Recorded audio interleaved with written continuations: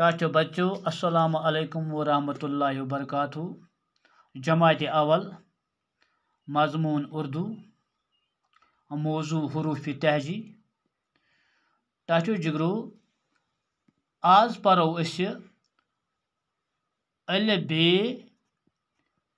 अमन one Urdu पट हरूफ तहजी यानी अलिफ बे पे ते टे से जीम चीम हाय खाय अमन वन हरूफ तहजी। यम टाचो जिगरो बोड़ियस तान। आज पढ़ो अलिफ पे खयस तान यहज पहचान कित पठन यानी अलिफ यह खड़ा रुख हिश बन टाचो जिगरो। अलबत्ता अत मज अकुई चीज थवन अत दशन साइड पे कन यानी पिठम सिर जेयुल बन कन खोश कन जेयुल सिर। इथे पे बे यह यानी दोल रुख हिश टाचो जिगरो।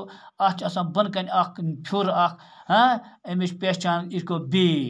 इथे इथु ब्याख लेखन अत मगर टाचो जिगरो बन कन 3 नक्त यानी 3 फिर अत वनान पे। इथु लेखान ब्याख अत वनान ते मगर अमिच पहचान अत पेट कनत आसान 2 फिर 2 नक्त।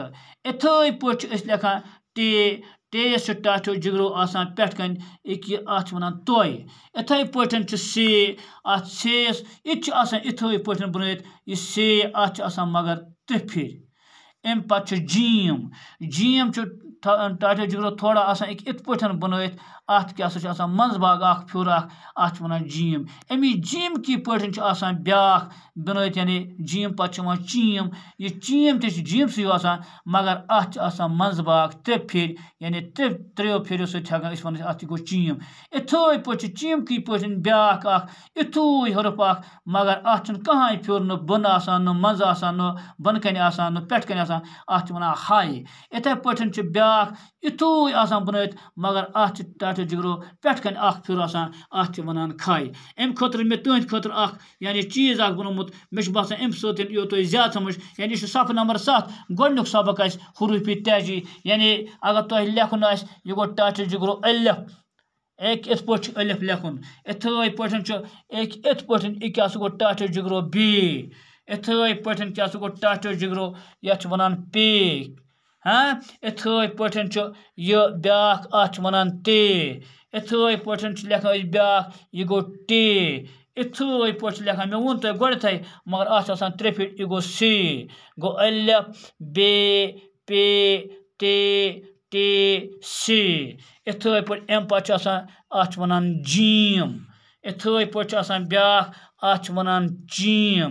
इथे पे अत वनान हाय अत पढ़ने हे इथे पे ब्याख अत वनान खाय गो अलिफ बे पे ते टे से जीम चीम हाय खाय गो। यह सैनिस उर्दू पे यानी गोडनथ दिख यह टाचो जिगरो यानी खायस तान। मे बसान तुश उम्मीद तुम आमुत यह ओतान असल पे समझ जे अलिफ कित पे बे कित पे पे कित पे ते कित पे टे कित पे से कित पे जीम कित पे चीम कित पे हाय कित पे खाय यानी यहज पहचान तुम असल पे गमज।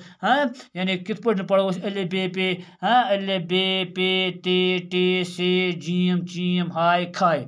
टाचो जिगरो उम्मीद तुम असल पे समझ आमुत।